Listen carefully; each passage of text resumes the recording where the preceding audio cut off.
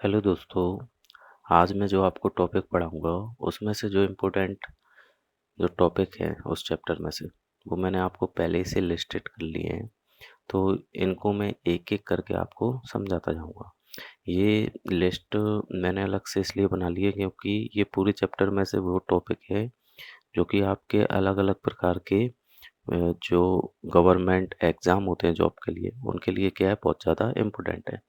अब इनमें से जो ज़्यादा इम्पोर्टेंट है आपके यूपीएससी या पीएससी एग्ज़ाम के लिए, उनको मैं आपको एक-एक करके आपको ये बताता जाऊँगा और फिर उस साथ ही साथ में जो आपके लिए यूपीएससी और पीएससी के लिए जो ज़्यादा इम्पोर्टेंट है, वो टॉपिक भी मैं आपको साथ ही साथ में बताता जाऊँगा, ठीक है? तो आज का जो चैप्टर है, वो है आपका क्लास 6 के विज्ञान का फर्स्ट चैप्टर, जिसका नाम है भोजन। यह कहाँ से आता है? ठीक है? तो भोजन और सबसे पहले इसका टॉपिक है जिसका नाम है पहला टॉपिक जिसका नाम है भोजन। तो भोजन मीन्स क्या होता है? तो भोजन मीन्स क्या होता है कि भोजन जो है वह एक तरीके से वह पदार्थ है जिसको क्या है हम लोग क्या करते हैं ग्रहण करते हैं। लेकिन ग्रहण करते हैं तो उससे क्या मिलता है हमको जो है विभिन्न प्रकार के पोषक तत्व मिलते हैं जिसमें हमको एनर्जी भी मिले, हमको जो है प्रोटीन मिले जिससे क्या शरीर की वृद्धि होती है, एनर्जी जैसे कार्बोहाइड्रेट से मिलता है, वसा से मिलता है जिससे क्या है कि हमारे शरीर को काम करने के लिए एनर्जी मिलती है। साथ ही साथ में प्रोटीन से हमारा शरीर बढ़ता है, फिर उसके बाद में जैसे आपके विटामिन्स होते हैं, तो विटामिन से हमारे शरीर के विभिन्न प्रकार के रोगों से सुरक्षा होती है। नेक्स्ट जैसे होते हैं आपके रुक्षांश, रुक्षांश क्या होते हैं जैसे कि कई जो भोज्य पदार्थ होते हैं जिनमें क्या है रेसे रहते हैं।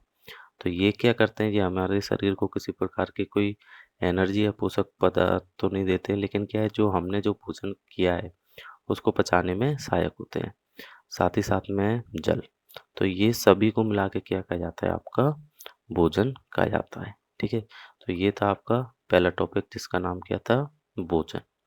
नेक्स्ट टॉपिक है जिसका नाम है आपका संगठक। तो संगठक क्या होता है?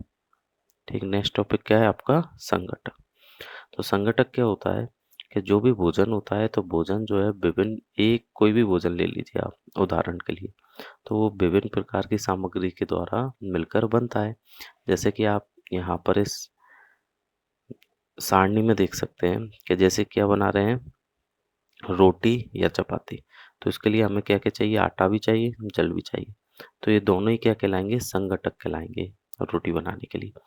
ऐसे ही दाल, तो दाल चाहिए तो कच्ची दाल चाहिए, जल चाहिए उसमें, नमक चाहिए, तेल या घी चाहिए या मसाले। तो ये क्या है दाल बनाने के क्या हो गए? संघटक हो गए। इसी प्रकार से जो ब्लैंक एरिया है तो इसमें आप कोई दूसरा खाद्य पदार्थ सोचिए, फिर उसके संघटक सोचिए। ठीक है? अब ये हो गया आपका नेक्स्ट टॉपिक कौन सा था आपका संगठक। तो संगठक किसे कहते हैं ये आपको समझ में आ गया होगा।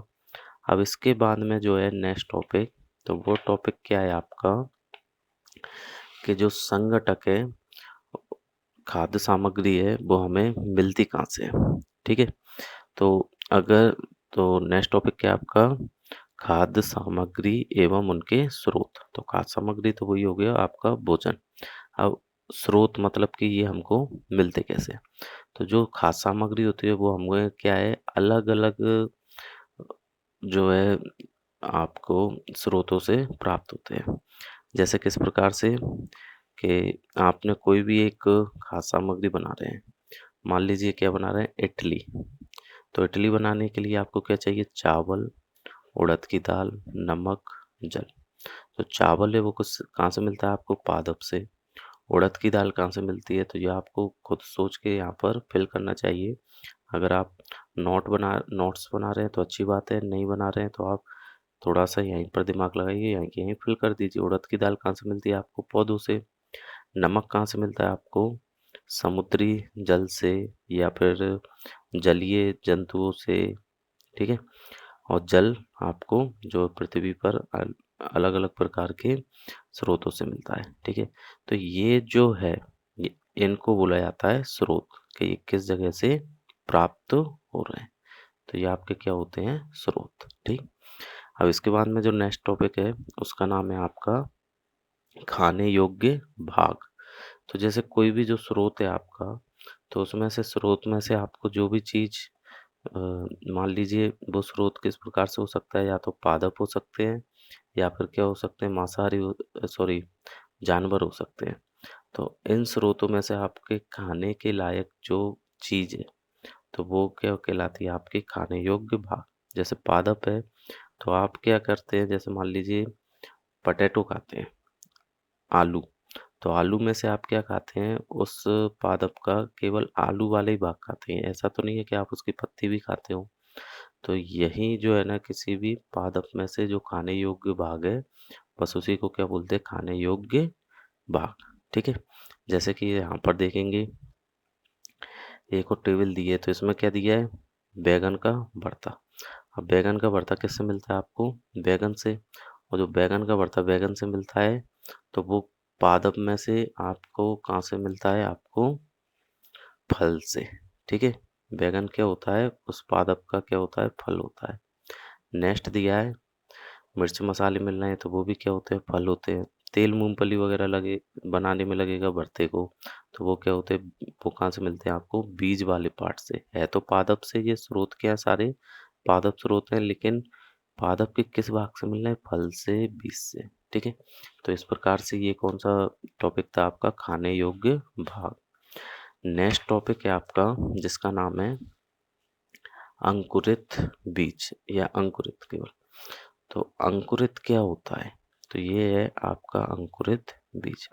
तो अंकुरित बीज क्या होते हैं? जैसे कि आप अगर चने या मूंग की दाल को गलाकर खाते होंगे, तो किसी बार क्या होता है कि आप मिस कर देते हो खाने में 1 दिन 2 दिन तक। तो उसमें क्या होता है? इस प्रकार से जो है क्या निकलने लगते हैं? अंकुर फूटने लगता है। ये जैसे मूंग की दाल है, और मूंग की दाल में जो अंकुर निकल आए, तो यही जो अंकुर निकले हुए बीज हैं, इनको ही क्या बोलते हैं? आपके अंकुरित बीज बोलते हैं। इसी प्रकार से चने में होता है।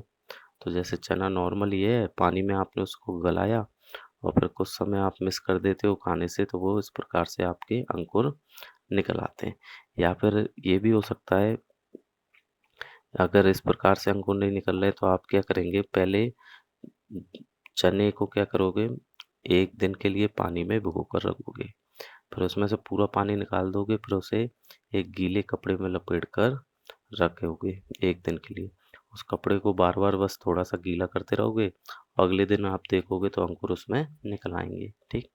तो ये था आपका नेक्स्ट टॉपिक अंकुरित बीज। नेक्स्ट है उसके बाद में मकरंद। ठीक? अब मकरंद क्या होता है? तो मकरंद आप जो देखोगे, तो जो आप शहद खाते हो, तो शहद जो कि मधुमक्खियों के द्वारा उनके छत्ते में एकत्रित किया जाता है। और जो एकत्रित किया जाता है, तो मधुमक्खियाँ क्या करती हैं? मधुमक्खियाँ फूलों से मकरंद, मीठे रस एकत्रित करती हैं।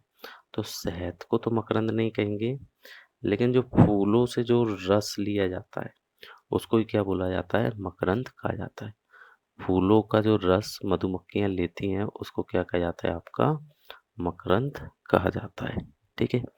अब इसके बाद में जो आपका नेक्स्ट टॉपिक है, वो टॉपिक है कि कोई भी जंतु है, तो वो क्या-क्या खाता है। जैसे आप क्या खाते हो या मैं क्या खाता हूँ। तो नेक्स्ट टॉपिक का नाम क्या है?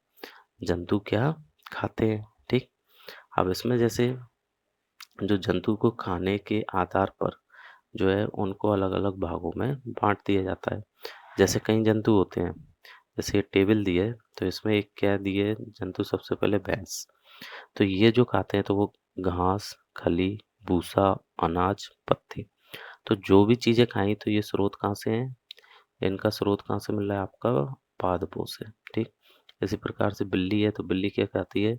छोटे जंतु खा लेती है, जैसे चूहे वगैरह, पक्षी खा लेती है, दूध खा पी लेती है। तो ये जो स्रोत है वो कहाँ से मिल रहे हैं आपको? सारे के सारे जानवरों से। तो कई जानवर ऐसे हैं, जंतु ऐसे हैं जो कि केवल अपने भोजन के लिए केवल पादपों पर निर्भर हैं। और कई इस प्रकार के जो कि अन्य जानवरों पर निर्भर है। तो इसके आधार पर क्या है, जंतुओं को विभिन्न भागों में बांटा गया है। जैसे इसमें दिया हुआ है कि वे जंतु जो कि केवल क्या खाते हैं, पादप उत्पाद, पौधे या पौधों से बने उत्पाद खाते हैं, उन्हें क्या, उनसे जंतु बोलते हैं, शाकाहारी जंतु कहते हैं। ठीक, इसी प्रकार से दूसरे प्रकार के वे प्राणी या जंतु जो कि क्या करते हैं, दूसरे प्राणियों को खाते हैं या इन्हें दूसरे वर्ग में रखा जाता है, जिनको क्या कहा जाता है, मांसाहारी जंतु। और फिर एक उस प्रकार के भी जो है जंतु होते हैं, जैसे कि मानव स्वयं है, वो क्या करता है कि पौधे और जंतु दोनों ही खाते हैं, तो इनको क्या तीसरे वर्ग में रखा जाता है, इनको बोला जाता है सर्वाहारी जंतु। ठीक है, तो जो ये आज के जो टॉपिक थे, अब इनमें से जो अभी जो पढ़ा, शाकाहारी, मांसाहारी और सर्वाहारी, तो ये टेबल है, ये टेबल को आप माइंड में खुद ही सोच कर आप फिर इसको फिल किया करो। जैसे गाय है तो यहाँ पर और क्या आ सकता है, खरगोश। यहाँ पर आप सोचिए क्या आ सकता है, मांसाहारी में यहाँ कौन कौन से जंतु आ सकते हैं और सर्वाहारी में कौन कौन यहाँ पर आ सकते हैं। तो आज के जो टॉपिक थे वो मैंने आपको कंप्लीट कराया है। इनमें से जो इम्पोर्टेंट टॉपिक्स हैं, तो उनमें से जो सबसे ज़्यादा इम्पोर्टेंट है, एक है संगठक, दूसरा मकरंद, तीसरा शाकाहारी, मांसाहारी और सर्वाहारी जंतु। ठीक है, तो ये आज का टॉपिक कंप्लीट हुआ। इसके बाद मैं आपको दूसरा टॉपिक नेक्स्ट वीडियो में पढ़ाऊंगा।